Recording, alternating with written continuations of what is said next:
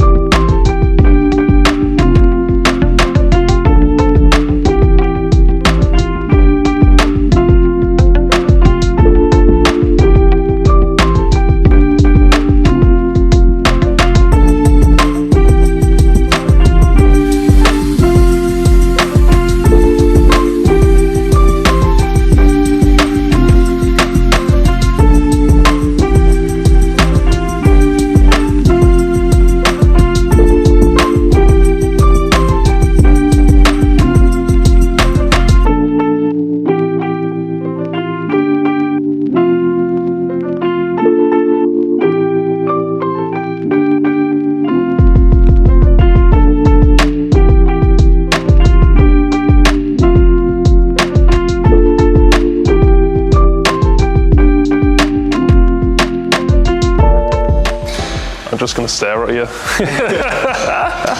So that's all the cleaning wrapped up.